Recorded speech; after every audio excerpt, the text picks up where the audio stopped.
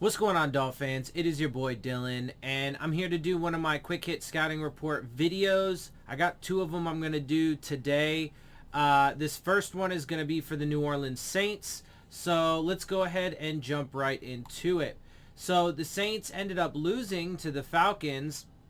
Obviously, we also lost to the Falcons. The Falcons are now 4-4, and the Saints dropped to 5-3. They lose 27-25.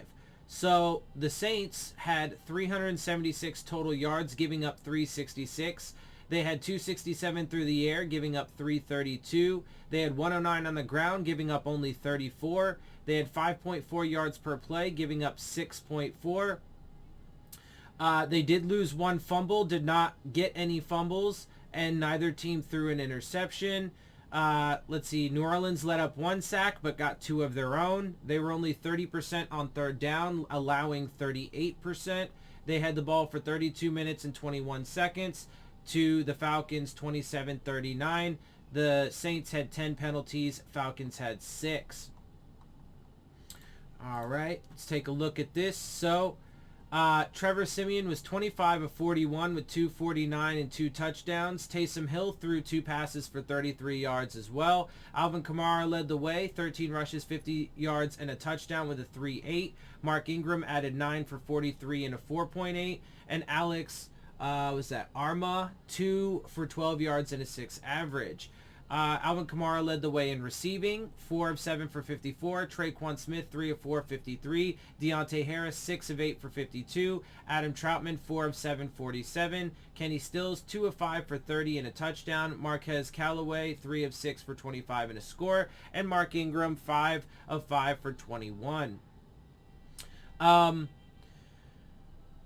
Okay, so the Saints... let's see. Saints. I've had the Saints. So obviously you guys know that there were 2 predictions that I made. I had my initial prediction, which was prior to training camp and all of that stuff. And I had us going at the time 6-11, right? Real quick before I finish that, let me go ahead and just give you this stuff. Matt Ryan was allowed to go for 23 of 30 for 343, 2 touchdowns. Mike Davis led the way rushing, 9 rushes, 13 yards, and a 1.4. Cordero Patterson, 9 rushes for 10 yards, 1.1. Matt Ryan, 5 rushes, 8 yards with a touchdown and a 1.6. In the receiving game, Cordero Patterson led the way, 6 of 6 for 126. Russell Gage, 7 of 8 for 64. Kyle Pitts, 3 of 7, 62. Olamide Zacchaeus, I love that dude's name, 3 of 3 for 58 and 2 touchdowns. Hayden Hurst, 2 of 3 for 16. Tajay Sharp, 1 for 12. And then I had my updated prediction right before the week 1 matchup against the Patriots, where I had us going 9-8, and that was because there was some encouraging things over training camp in the preseason, right? So I gave him a little bit of or added some games there, whatever. Either way, whichever one of those predictions, though, you want to look at, either my original or my revised right before the season, I had us losing to the Saints. It's a Monday night game, and I just felt that they were going to be the better team. Now, look, and certainly through the first half of this season, there was still plenty of reason to believe that. However, with the win against the Ravens, now look, it is still one win against a good team, and it was the first time really that you actually got to see like an entire team effort and a team win, and also it was really the first time that you got to see the full dominant potential of that defense. So look, after that performance, I'm not quite ready to say, like a lot of Dolphins fans are all of a sudden now like, oh man, we're about to run the table and we're going to go 10-7 and we're about to make it to the playoffs. See, fucking rough start. Brian Flores just has a slow start and we're going to fucking get there, but we're still on fucking track for this year.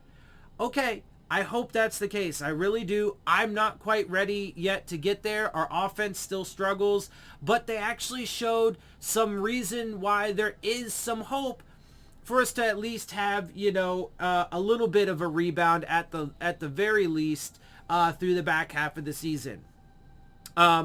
Now, at this look, running the table is going to be hard to do regardless, because it's just, it not even necessarily because we play super difficult teams, although I do think that the New Orleans, Tennessee, and New England game, the last 3 games of the season, are still going to be tough, and I do not think those games are guarantees by any stretch of the imagination, and games that we could certainly lose.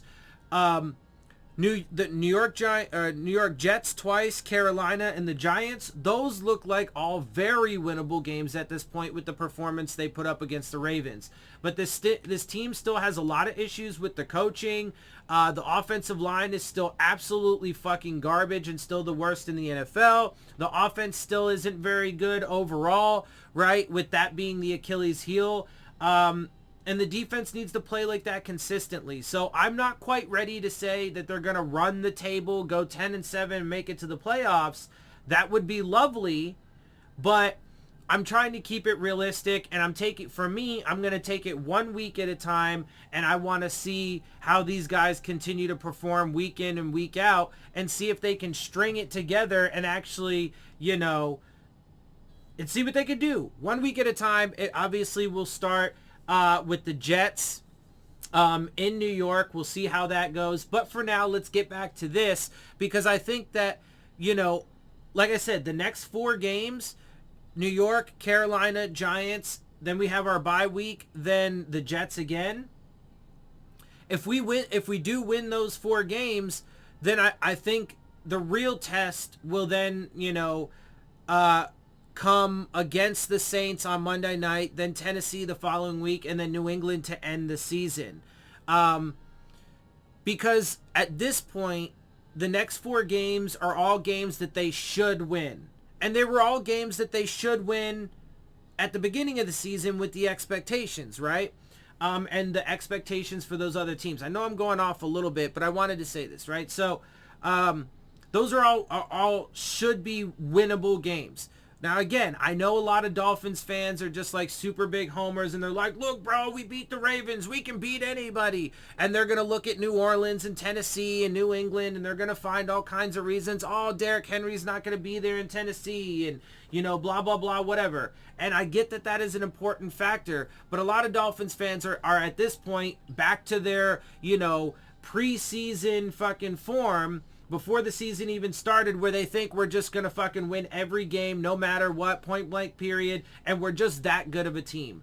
I'm not convinced still that we're quite at that level yet, particularly on offense, but it was nice to see that the defense could, give us a show of their elite potential. And if they can play like that for the rest of the season, the defense, then it does give us an opportunity to win all of the rest of the games.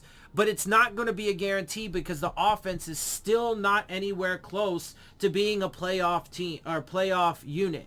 And so, it's not going to be quite that easy. But anyway, let's get to the Saints, because there will be some opportunities against the Saints. Their offense is struggling in a bunch of categories. That's not just one of the, that's only one of the reasons that there is some room for optimism when we do get to this point in the season, especially if we do rattle off the next 4 wins and build some confidence, build some momentum, et cetera, et cetera. But it's also because of the defensive performance, whatever, and that would, anyway. So let's just finish this up, because we'll get there when we get there. Obviously, New Orleans is still a ways away, but I did want to, throw some of that in for how I feel for the rest of the season going forward. Anyway, okay, total yards. They're currently at 31st. Now, it is important context to add in that they're one of the teams that's, to this point, only played 8 games.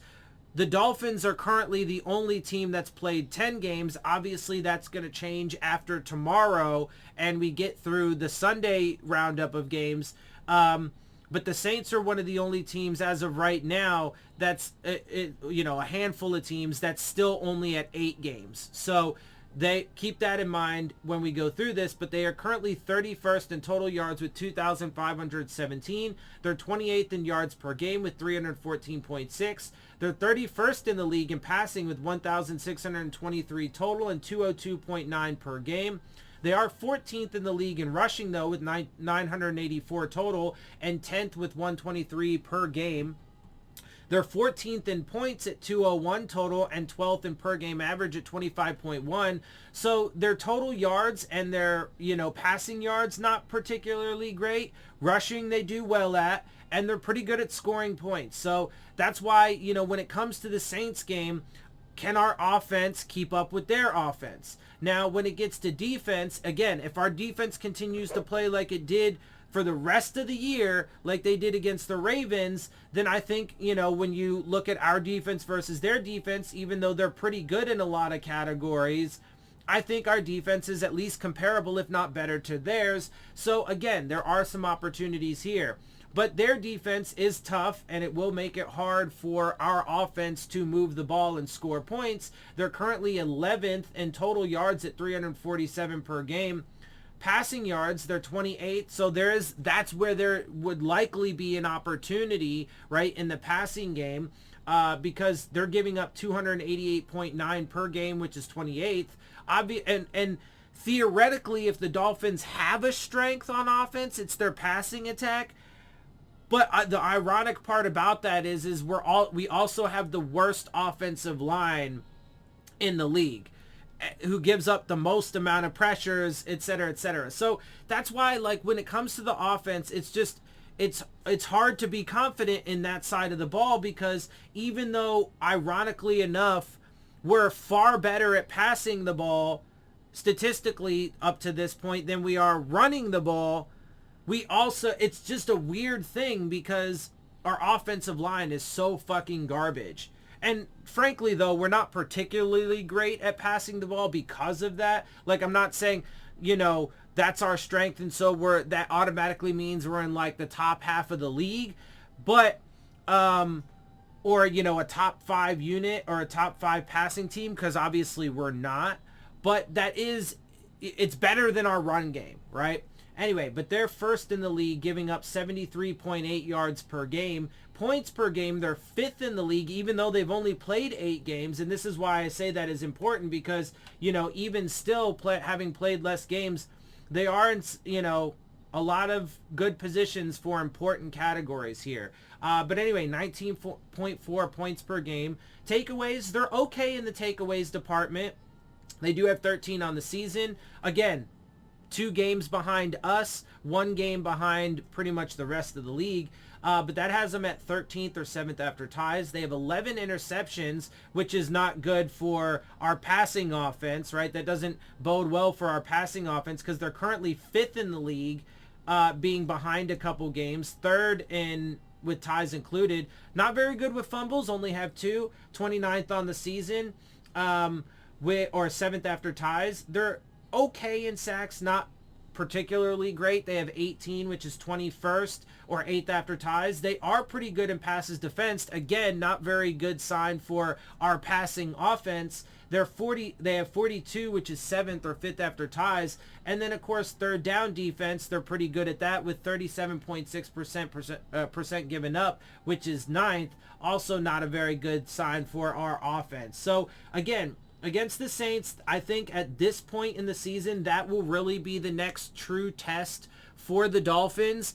Now, if they lose any of these next 4 games, that's obviously not good and doesn't bode well. And that would mean that if they lose even one of the next 4 games, they're already down to 9-8 as the, let's say if they were to somehow lose to the Jets up in New Jersey this upcoming week, then obviously their best record would then be 9-8 on the season, and basically guarantee that they're not going to make it to the playoffs, because I don't think a 9-win team has any chance this year. But anyway, let's go ahead and take a quick look at the Dolphins' current offensive. And look, so passing, that's why I'm saying passing, we're currently, 8th on the season in total passing, although I do think that is going to drop after the Sunday slate of games. But we're 20th in per game average. So, it's not like our passing offense is really prolific, but that will be an area against the Saints in which we will probably have our best opportunity, hopefully. All right, so there you go. There's that. Yeah, so I'm just going to wrap that up. This was a little bit longer of a scouting video because I did want to add a little bit of that, commentary. Again, though, so, look, if Dolphins want to have a rebound on the season, if they want to feel good about it, if we want to feel good about it as fans, I mean, I think from the organizational perspective, it's probably a little bit different. I think that they're basically out on Tua no matter what. I don't think it matters what he does. I think that they're going to go after Deshaun Watson in the offseason. And I think that's going to be their course of action. But from fans' perspectives, if there's going to be, for this season, positives and things to look good, things to look forward to and so on and so forth. Look, man, and if you want to have it turn out to be a respectable season and so on and so forth and not a complete fucking failure, well, then they need to win these next 4 games, and they at least need to set themselves up in a position where at that point they will be 7-7, and they'll at least be in the talk and in the conversation for a potential playoff push, maybe sneaking into the wild card, maybe even look, and there is a possibility at this point too, if they get to 7-7 by the time they get to the Saints game, then if they can beat the Saints and the Tennessee Titans, get to 9-7 on the season, there is some chance it actually comes down to Miami versus New England in week 18, and obviously that would be really exciting, a division rival playing for the playoffs, and if you beat them, maybe you squeak in or whatever, right? So there is some opportunity. It is a long shot still, so temper yourselves, but there is some opportunity, and that win over the Ravens definitely gives us a glimmer of hope, but they still have a long way to go, and we have to take it I think the reason why I say take it week by week is because, listen, right now there is a glimmer of hope, but we don't want to get ourselves too hyped up and excited that we just end up, crushing our fucking selves because we let ourselves overinvest. So let's just take it. And again, we can be super excited for this win. It was beautiful. We have, many days still until we play the Jets. We're likely to beat the Jets, and we have a good chance against Carolina and the Giants and the Jets again. So look, man, it's up to them. Let's take it 1 week at a time. Let's see what they do. We can get, a little bit more excited with each win that comes up down the road. But as soon as we lose a game, which I do think, unfortunately, is, pretty likely, even if it doesn't come until New Orleans or Tennessee or something, that pretty much spells the end of our chances for the playoffs. So let's just take a deep breath. For now, enjoy the win against the Ravens, and then we will move on when it's time. When we cross the bridge to get to the Jets, we will take it then, and then 1 week at a time, and let's just see how it plays out and give our best evaluations. All right, this was a long video. Let me get out of here. Before I do, check out the Rave On Sports App, the new fan-driven sports app for all of your sports, whether it's football, basketball, baseball, whatever. And they are looking to enhance your game day experience with live play-by-play coverages, live chats with other fans and content creators like myself. With that, I'm going to get out of here. I hope you guys appreciate my perspective. If you do, make sure you hit the subscribe button. Make sure you hit the like button. Make sure you hit the bell if you want to get the alerts. Share my channel and videos with your friends and family. Leave your questions, comments, and concerns down in the comment section. Of course, as always, follow me on Twitter at DillonTartaro. And with that, I'm out. I'll see y'all soon. Phins up.